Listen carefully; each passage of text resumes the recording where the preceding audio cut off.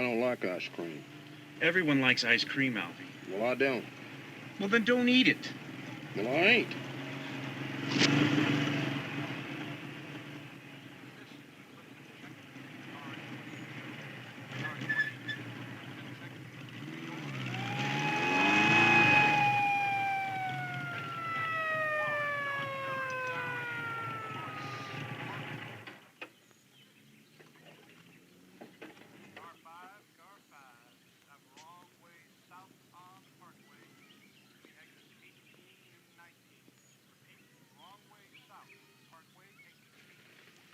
All right, what's the story?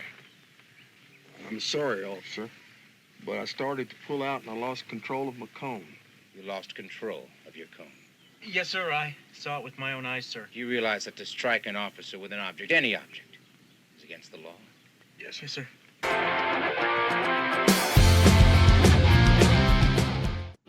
In today's video, I'm going to be talking about the 1982 family film Savannah Smiles. Let's get into it. This movie is very special. I personally classify it as the most wholesome movie ever made, and you'll see why. First, I'll talk about how it came to be, why it didn't get the recognition it deserves, but why it's still secretly great. Savannah is a little girl in Utah whose father is a local politician running for Senate. Needless to say, she comes from a very wealthy family. Her parents are dismissive and neglectful. They frequently leave her alone with the maid and don't know where she is half the time. She finally decides enough is enough, so she packs up her Snoopy suitcase and leaves with a family friend to go to the park. While at the park, she hides in the back seat of an empty car. Two men get in the car and drive off. The two men are Boots, who she calls Bootsy, and Albie. They are small-time criminals on the run in a stolen car. They drive off without knowing she's hiding in the back seat. And they can't just give her back, because when they go back to the park, the cops are already there. After her parents put up the reward money, Albie and Bootsy must figure out how to give her back and get the money without getting caught. The film was written by Mark Miller, who played Albie in the film. Miller was mostly a TV and stage actor in a lot of smaller roles in small productions. Mark was inspired to write the movie and character by his own daughter Savannah, who also had curly blonde hair. His main inspiration for the story was the 1937 French film, The Grand Illusion. In that movie, an escaped prisoner is softened by the daughter of a young widow, whose home he hides out in. This movie was completely independent. It was not produced or distributed by any major studios. Instead, Mark Miller went to oilman Hal Clifford to fund the project, which is why it was shot on a shoestring budget. Although the budget was never disclosed, it grossed $10.4 million in the US and Canada, with a lot of the theaters being in Utah. It is assumed that it more than covered what Hal Clifford put into it. Sources say anywhere from 60 to 150 different child actors were asked to audition, including Drew Barrymore, who instead took the much bigger role in E.T. that came out the same year. It might seem odd to think that a child like her, coming from such a high-profile Hollywood family, would be interested in a small independent film shot in Utah. But you have to remember, there's not a lot of films that star and revolve completely around a 7-year-old girl. When it was narrowed down to 12 girls, they asked them to tell Miller a bedtime story, and Bridgette Andersen got the role for her recounting of Brer Rabbit. Miller liked the story so much, he included it in the film. With little to no budget to promote the film, Miller took all the proceeds from the opening weekend, which only premiered in 27 local theaters in Utah, and donated to the Special Olympics to help aid in promoting the film. After the Special Olympics stepped in, the film was shown in over 300 theaters in the US and Canada. This theatrical run led them to get cable TV deals to TVs across the country, and it was even shown on HBO. Not only did Mark Miller bet on this movie being a success when he asked for the money to make it, but he bet on the movie a second time when he risked all the proceeds. The biggest name in the film is Pat Morita, who played Father O'Hara. He went on to play Mr. Miyagi 2 years later in Karate Kid, but in Savannah Smiles he could be heard sporting his Native American accent. Don't you want to give Savannah to me right now? Concentrate. Look in my eye. Lock a hand.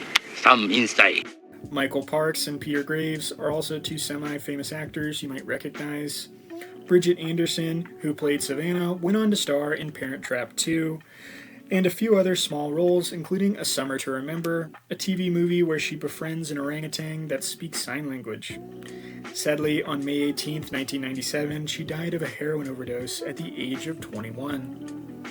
I love the original song, titled When Savannah Smiles, which is something you don't see in movies anymore that used to be more popular, writing lyrical songs that specifically reference the movie it's playing in. One other good example is when Billy Joel did Easy Money as the opening credits song for Easy Money. I also really enjoyed seeing the amphibious getaway car they hid in the woods.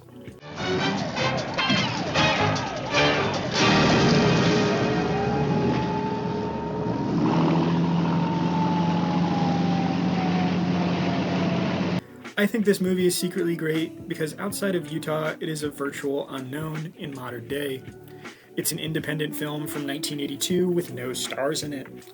Perhaps if Barrymore was cast in it and it received a bigger theatrical run, it might have had more staying power.